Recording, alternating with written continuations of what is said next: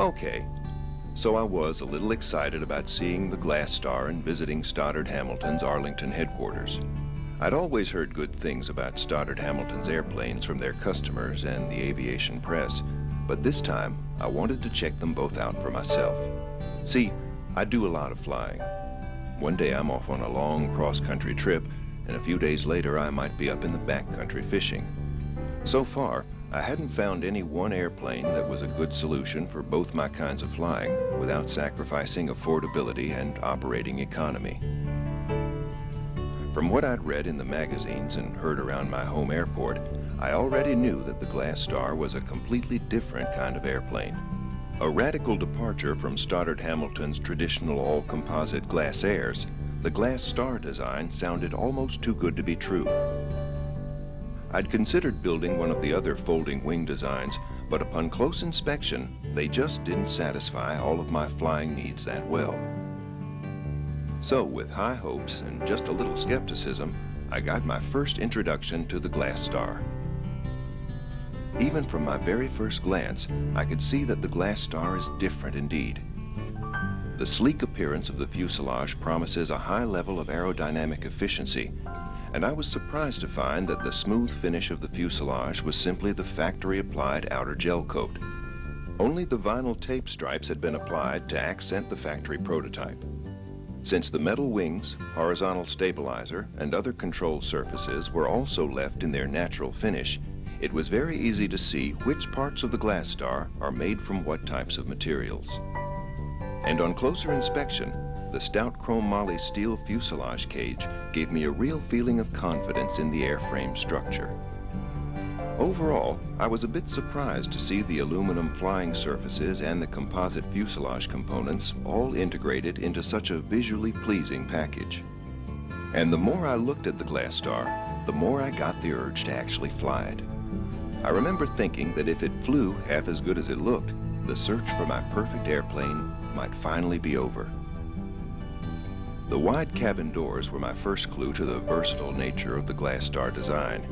Even us larger pilots would have no problem getting in or out.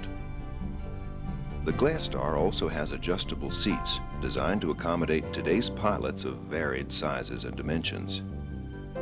I was really surprised when Stoddard's demo pilot told me to jump into the left seat. He said that he wanted me to get the full experience of flying the Glastar. And speaking of flying, the urge to crank up and go was almost overwhelming at this point. The cabin feels downright spacious, with great visibility outside. The headroom in the Glastar is exceptional, 41 inches from the seats to the overhead. And the Glastar's cabin is wide, a full 46 inches at the shoulders. It's wider than many of the four-seat Cessnas, Pipers, and even Bonanzas that I've flown. I knew that the original factory prototype had turned in very impressive performance figures on only 125 horsepower, so I could only imagine what the 160-horse Lycoming 0320 would do in the same airframe. But all of our Glassairs for 16 years have had free swiveling nose wheels, both the retractable and the fixed tricycle versions, and they just work great. Takes a little bit of getting used to, a little bit like the Grumman American. Right now I can just hold it. I don't have to hold brakes with a fair amount of crosswind, and I can just hold it. In fact, I'll show you here, just pushing rudder starts to bring it around, just pushing rudder the other way, and I got a wind there, so I'm going to use just a touch of brake to bring it back. Very controllable. Arlington traffic, Glastar, 824 Golf, taking off runway 16. We'll be departing the pattern to the south. And we just bring it out, line it up on the dotted line, and here's where that big rudder really is nice. As you bring power up, it just tracks right down the line, just as easy as pie. And we'll just lift the nose here just a touch. We're off in less than 400 feet in a normal takeoff, and just climbs rapidly away from the ground. At 70 miles per hour, the VSI showed us climbing at close to 1,600 feet per minute, so I lowered the nose to where I thought the increased airspeed would have us holding a near level attitude. A glance at the VSI showed that we were still climbing at close to 1,000 feet per minute. By the time I got acquainted with the proper level trim attitude for the Glastar, We were level at 5,000 feet. While I was still marveling over the Glastar's climb performance, the airspeed indicator caught my attention once again. Even though we were cruising along well under 75% power, it had settled at a bit over 140 knots. A quick glance at the GPS not only confirmed the high ground speed, but that the Glastar is indeed a serious cross-country performer. In fact, the Glastar shares the same airfoil with its all-composite high-performance Glastar brothers. So, okay, the Glastar is quick, but low-speed performance is important too, especially when considering some of my favorite backcountry strips. That's when my demo pilot got into the act and showed me some things that I didn't think possible with any airplane. Just flying level now at 60 knots indicated. Same thing as far as stability goes. As I move the stick, the airplane will just stay wherever I put it. At this point, if we want to do a stall, what I'll do is pull the power back to idle and pull the stick all the way back. Then I hold it back, and here's your stall. We're fully stalled.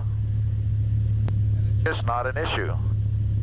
If I bring the nose up a little bit higher, I can get the stall to do more of a conventional brake. Here's your real tough stall. As soon as I bring up power, you'll notice the stall stops. I'll start bringing up power and fly us around 39 knots or so. But I still have aileron control. I'm rolling the airplane purposely here, just with ailerons. It's not an issue.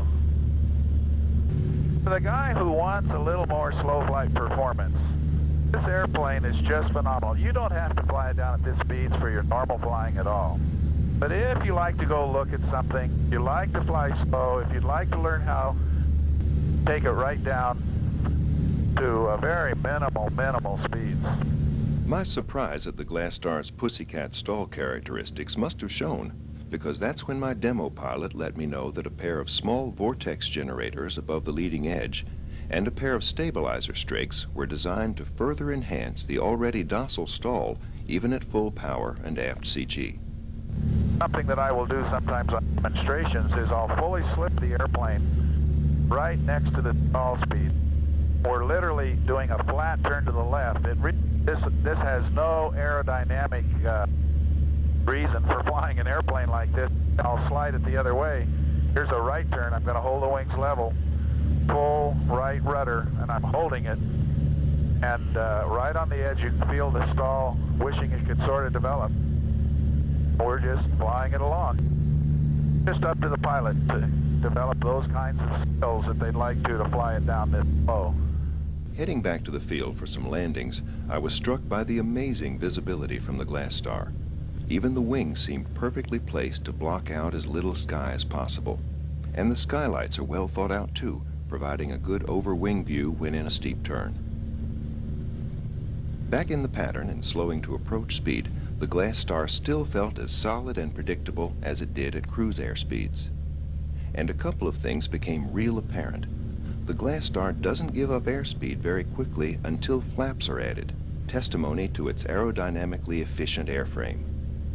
And the control feel is just plain excellent, well harmonized and precise with a very solid feel. I thought I might have a little trouble with the stick after flying with yokes all those years, but the stick felt entirely natural to me. My demo pilot suggested that I fly the pattern at 70 miles per hour, and without any more coaching, he sat back to see how I'd do. He must have known something that I didn't. I flew my first pattern in an entirely normal fashion, and by the time I had full flaps in on short final, I, too, felt totally comfortable. The Glastar's great over-the-nose visibility and solid handling made the approach very simple to manage. With a little practice, I found that approaches can be comfortably flown in the 50 to 60 mile per hour range. Slips are an added bonus for pilots like me who are interested in steep approaches into short fields. Even with full flaps and steep approach angles, the Glastar behaves beautifully, without any surprises. I could have kept shooting landings all day in this remarkable airplane, but it was time to head back in and find out more about the Glastar specifically and Stoddard Hamilton in general. being in the business of supplying airplanes for people and meeting their needs, we identified a niche, what we felt was a much wider niche than the high-performance niche that was being unfilled at the time, and spent a lot of time and effort researching that niche before we actually began developing the airplane. We really tried to hammer on the low end first, and the safety more from beginner type of pilot. Like Ted said, the niche is broader, more people involved, but we wanted the safety and the slow speed to be handled, and then whatever we got on the high speed was just frosting on the cake. I've got kids that I want to teach to fly in the airplane, and there's a level of intimidation with a tail dragger where the tendency isn't to stay straight, it's to skew off the field, whereas with the tricycle, gear behind the CG, the tendency is to straighten out the airplane if you're as you land. And so, but then again, I'm putting in a little airfield at my place. It's a rough field. I wanted to have the prop clearance. I wanted to put on the big gear. I've been to those back strips. I've got a whole bunch of other airstrips that I really want to go to that I haven't been into and haven't had the ability to go into. And so I want it as a tail dragger, personally, as my plane when I'm using it. So these philosophies went into the airplane, and so we ended up with a convertible gear. And the goal was to keep the same gear that goes in as a tail dragger can be the tricycle main gear as well, and utilizing a socket system and one bolt to pull them out. We went out and sat in a 152 for several hours. We measured a 152. We got very uncomfortable in a Cessna 152. That pretty much dictated what we went out to do, to set out as a goal to make a very comfortable cabin, a big cabin. The Glastar cabin will currently fit people up to about 7 feet in height. The seats actually move uphill as you scoot them forward or move them forward, so that smaller people, shorter people actually move uphill. The utility in terms of what this airplane would carry was high on our list, and we built a tremendous baggage area in the airplane that would carry over 200 pounds of baggage, and that's quite a bit for a two-place airplane. In fact, one of the common questions people ask us is, can I throw 2 seats back there? In general size, this thing's about the size of a Piper Clipper, and you could put a small bench seat back there and call it a 4-place airplane, but we wanted the airplane to be known as the best 2-place airplane on the market, the highest utility 2-place instead of a small 4. In the assembly process of the airplane, we looked very long and hard at all the tasks required of a kit plane builder, and the things that we found were very, very time-consuming were all the fabrication type structural things that go into the fuselage, the wings, areas like that. And that led to the design of an internal skeleton, which is nothing new in the field of aviation, but marrying that to a fiberglass composite shell with aluminum wings was unique. And it gave us the opportunity to give to the customer every hard point and every attach point that they would need for the gear attachment, the wings, seats, instrument panel, controls. Anything you can think of that gets bolted into that airframe is there with a welded boss or a flange or something on that cage, and it takes much of the fabrication out of the assembly of the airplane and turns it into pure assembly. Very easy to do. The materials that we chose for the airplane are all-weather materials. The airplane, if a person chooses to leave it out for years at a time, you can do so. But the airplane is not vulnerable to the environment as a tube and fabric airplane would be. Cost of ownership was high on our list of items that we wanted to address. And that means not what it costs you to purchase the airplane or to build the plane, but once you have the airplane flying, it's what does it cost you to own this airplane? And hangar rent came up. The airplane takes up so little space when you fold the wings, you can actually tuck it into the corner of a hangar with other airplanes. And I imagine that several people on the same airport that are owners of Glastars will get the idea that, hey, let's share a hangar, and they'll reduce their hangar rent by a half or a third or 2/3. I think another exciting thing about the folding wings is that typically what we'd seen in the past is where people had ended up disconnecting controls. And one of our design parameters was that the controls would remain intact, They would not get disconnected, so that was one less thing for the person to worry about as far as getting it all back together when they took off to go flying. The market acceptance of the airplane has been it's more of a confirmation of the fact that we know that people like the same things that we do in an airplane. The personal gratification came to me at Oshkosh. Shortly after we began shipping the kits, I had two gentlemen come up to me and asked me the question of when they were going to receive their wing kit. And I asked them the question back, well, you get your tail kit first. Did you get your tail kit yet? Knowing that we'd only been shipping these things for several months. And they said, matter-of-factly, yes, we got it just last week. And I said, well, aren't you working on your tail kit? And they said, it's done. For me personally, taking a trip up to British Columbia in a float plane about 8 years ago gave me the desire, strong desire, to go back and catch some bigger fish. And this niche that we're talking about here, a high-wing strut-braced airplane, is ideal for the addition of floats, and so it was something that was set out as a goal from the beginning, and the development of this airplane will continue until that goal is achieved, until we're actually together on a lake in British Columbia with some trout in a frying pan. Right, and then the mosquitoes as well. Of course, most aircraft designers are expected to be a bit fond of their airplanes. But after talking to a few kit plane builders, I understood that the ease of construction is often oversold by kit manufacturers. So I considered myself fortunate to intercept Jim and Julie Londo as they left on their way to California with their freshly assembled Glastar in tow. I built a Glastar because I thought it was a real good airplane. I needed an airplane that I could put on my trailer and take with me wherever I go. So here it is. I've actually built this in 6 months. I've been on it 9 months, but some of that time I wasn't working on it. It's a good, safe airplane.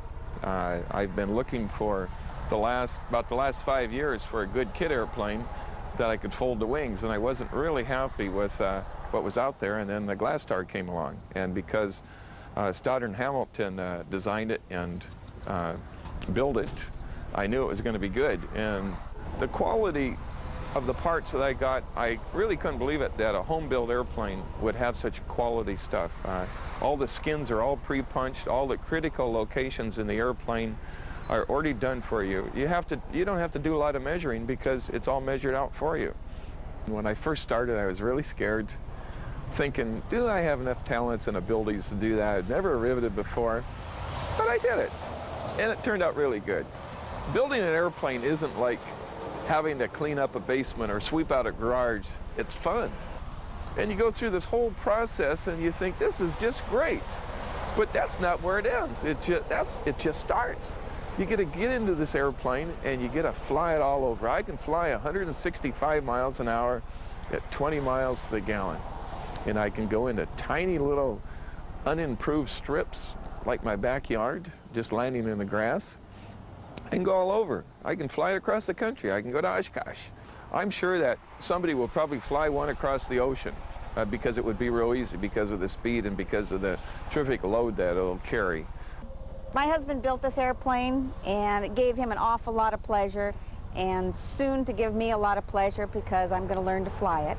I'm a helicopter pilot. I have approximately 500 hours in a helicopter, no experience in an airplane.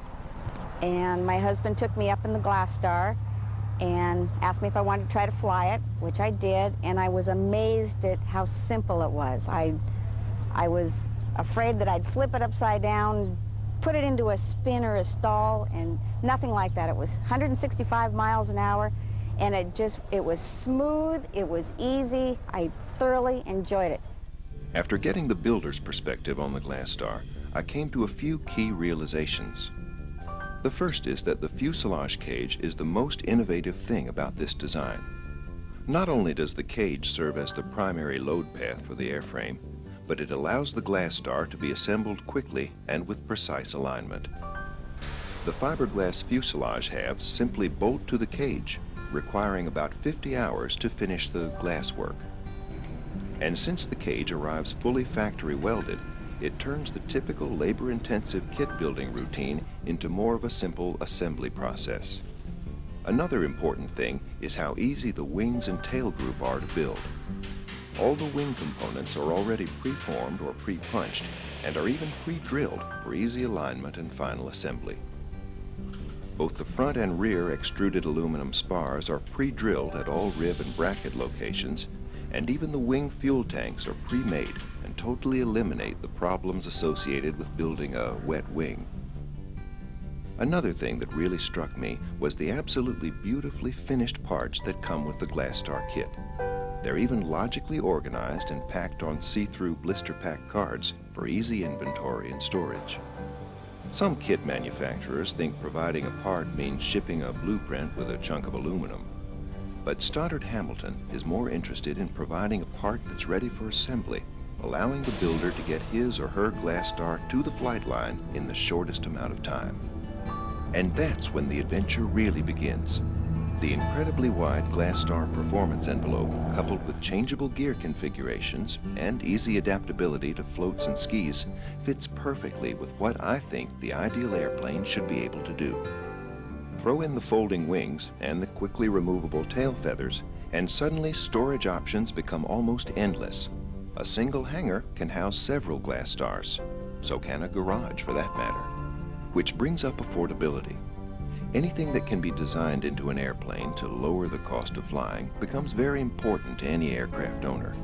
Here is yet another area where Stoddard Hamilton has excelled with the Glastar design. At this point, I must admit to running out of reasons not to build and fly a Glastar. Everything I'd seen and heard during my visit indicates that the Glastar is a class act. Just what you'd expect from an experienced company that has such an exemplary history of solid designs and customer satisfaction. In my tour of the factory, Stoddard Hamilton's experience of over a decade and a half in the kit plane business showed in every facet of the Glastar production. It was now pretty obvious to me that the Glastar isn't one of those difficult airplane projects that will sit gathering dust. And I was also beginning to fully realize that Stoddard Hamilton had really outdone themselves in creating an incredibly useful airplane that also sets new standards in ease of assembly. I couldn't help but go back to the ramp for one last look at the Glastar, and then I couldn't come up with a single reason not to get one for myself. Out of all the kits that I'd looked at and flown, the Glastar was the only one that completely satisfied each and every one of my personal requirements. I was just about to order the tail group kit before I came to my senses and changed my mind. Yeah, I just went ahead and ordered the whole enchilada. And having made that decision to assemble and fly a Glastar, I suddenly couldn't wait to get started. And now I can't stop thinking about all the things I'll be able to do with my very own Glastar. But first, there's this little matter of cleaning up my garage.